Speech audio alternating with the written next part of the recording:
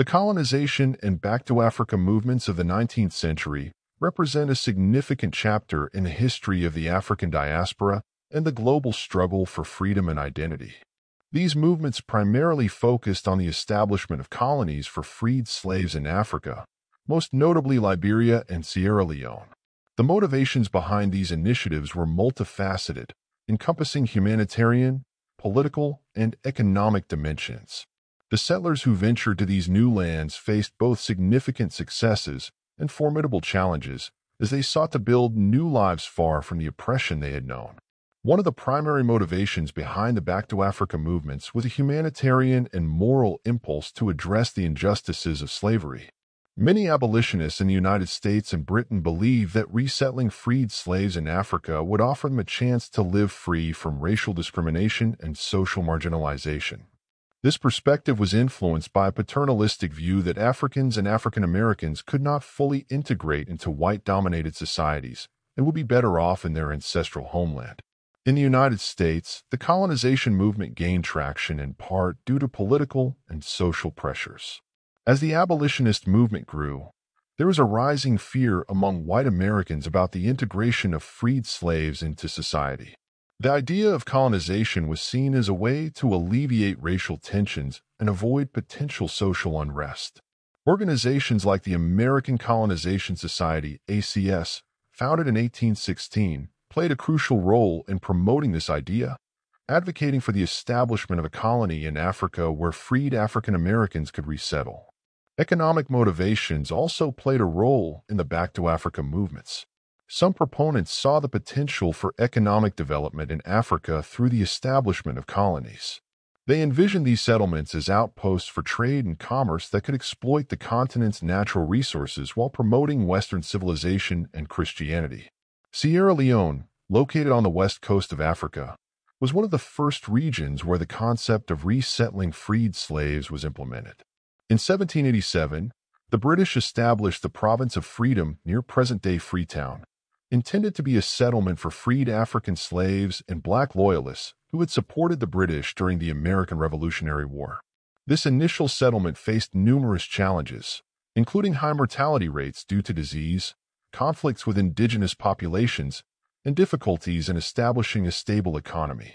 In 1792, a more significant effort was made with the arrival of over 1,100 black loyalists from Nova Scotia. These settlers laid the foundations for what would become Freetown, a thriving hub for freed slaves and a symbol of black autonomy and self-governance. Despite the initial struggles, Sierra Leone gradually developed into a stable colony, though it remained under British control.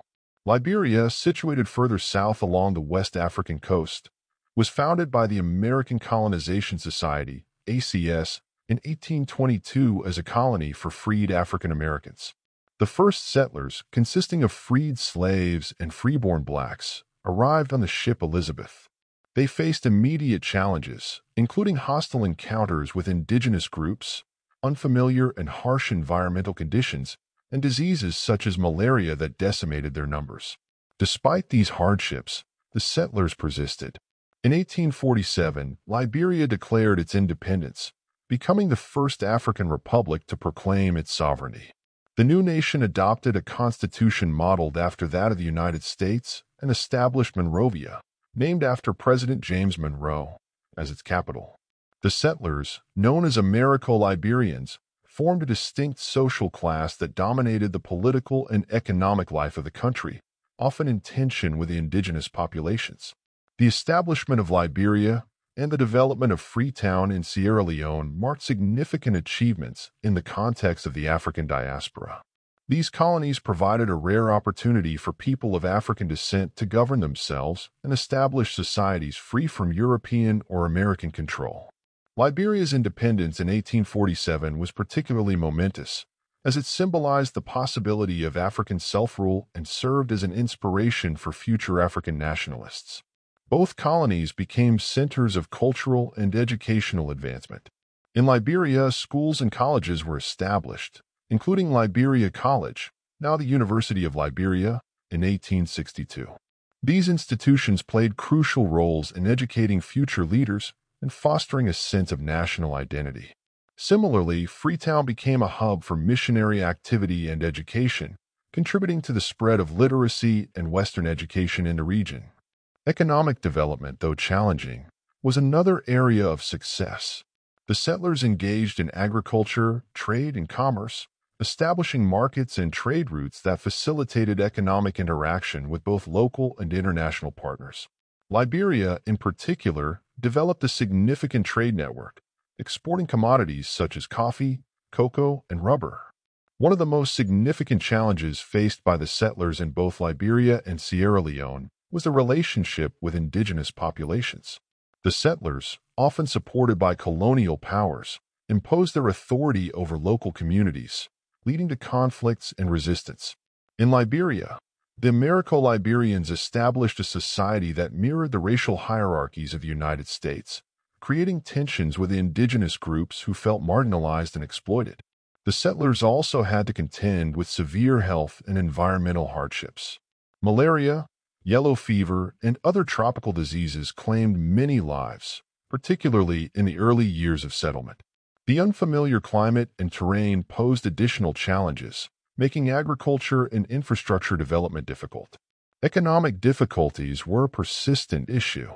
Both colonies struggled to achieve economic self-sufficiency and often relied on external financial support. Liberia, for example, faced significant debt issues and had to navigate complex trade relationships to sustain its economy. The reliance on cash crops and the limited industrial base further constrained economic growth. Internal social and political tensions also plagued the colonies. In Liberia, the Americo-Liberians' dominance created a rigid social hierarchy that excluded indigenous people from meaningful participation in governance. This exclusion sowed the seeds of long-term political instability and social unrest. Similarly, Sierra Leone experienced internal divisions and conflicts that hindered cohesive development.